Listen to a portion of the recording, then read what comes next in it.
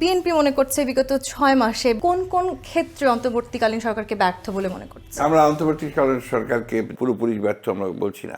অনেক রকমের পরিবর্তন দেখেছেন, রাজনৈতিক পরিবর্তন দেখেছেন, নতুন এই বাংলাদেশে কেমন লাগছে? আমি তো একটু আশ্বস্ত বোধ করছি, একটা মুক্তির স্বাদ পাচ্ছি। এই জন্যে যে দীর্ঘ যে ফ্যাসিবাদের যে নির্যাতন, নিপীড়ন, দুঃশাসন, তার থেকে অন্তত মুক্ত একটা বাতাস নিতে পারি, নিঃশ্বাস নিতে পারি, এবারে ওর নিঃসন্দেহে ভালো লাগছে। বলছিলেন যে মুক্তভাবে বাতাসে স্বাধীনভাবে আপনারা নিঃশ্বাস নিতে পারছেন। মানুষের প্রতি আসলে যে ভালোবাসা দেখেছেন এই 16-17 বছর পর, সেই ভালোবাসার জায়গাটা অনুভব করতে পারছেন?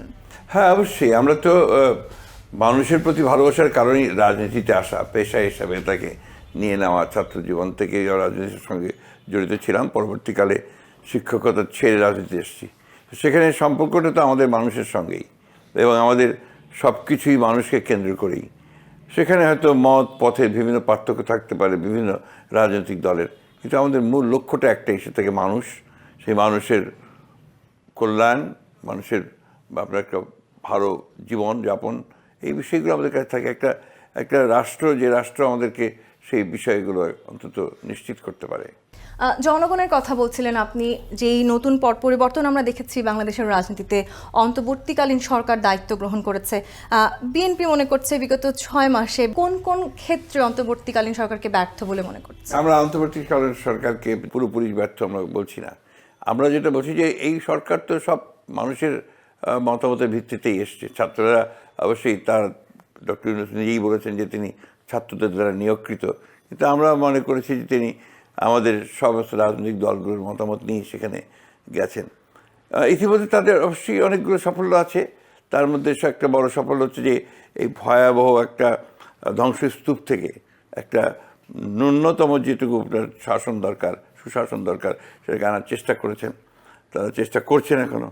সেই সঙ্গে একটা ভেঙে যাওয়া আইন শৃঙ্খলা পরিস্থিতি যেটা ছিল, সেখান থেকে করে নিয়ে এসে আপনারা সেই বাহিনীগুলোকে একটু কাজে লাগানোর চেষ্টা করছেন। তাদের সেই কাজগুলো হচ্ছে।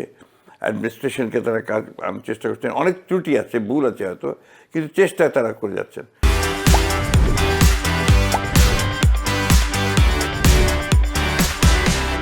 আর যে সংস্কারগুলো মানুষ চেয়েছে, কিছু কিছু সংস্কার তো মানুষ চেয়েছে, আমরা সবাই চেয়েছি। আমরা আমাদের দল থেকে আমরা 2 বছর আগেই আপনার সংস্কার, রাষ্ট্র কাঠামো পরিবর্তনের সংস্কারের দফাগুলো দিয়েছিলাম, 31 দফা। সেইটাও তারা শুরু করেছেন, এবং ইতিমধ্যে 6টি সংস্কারের কমিশন যারা গঠন করা হয়েছিল সেগুলো তাদের রিপোর্টে দাখিল করেছে। সেদিক থেকে তাদের অনেক সাফল্য আছে, আমি সেটা বলবই। একই সঙ্গে সব জায়গায় যে আপনার এখনই সব সফল হয়ে যাবে এত অল্প সময়ের মধ্যে, আপনার সোভিয়েত ইউনিয়নের বিপ্লবের পরে 4-5 বছর লেগেছিল তার সিভিল ওয়ারকে নিয়ে কন্ট্রোলে আনতে। সব জায়গায় আপনার ভিয়েতনামও তাই, কম্বোডিয়াতে তাই, এগুলো অনেক সময় লেগেছে।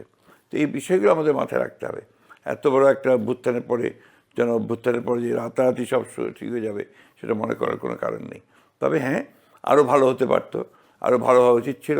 এবং সবচেয়ে বড় জিনিস যেটা আর কি, যে আইন শৃঙ্খলা রক্ষার ক্ষেত্রে মানুষের মধ্যে যে আপনার একটা নিরাপত্তা, সেই নিরাপত্তার বোধটা বোধহয় পুরোপুরি অর্জন করতে পারেনি। অন্যদিকে অর্থনীতির ক্ষেত্রে, বিশেষ করে সাধারণ মানুষের জিনিসপত্রের দাম, এই ক্ষেত্রে তারা খুব একটা সফল হতে পারেনি। যে ওই জায়গাগুলোকে তারা সেভাবে নিয়ন্ত্রণে আনতে পারেনি বলে আমার কাছে মনে হয়েছে। আরেকটা জিনিস যেটা আমার কাছে আমি লক্ষ্য করেছি, সেটা হচ্ছে যে ঠিক একটা সরকার চালাতে গেলে যে ধরনের অভিজ্ঞতা দরকার, সেই অভিজ্ঞতা তাদের ছিল না।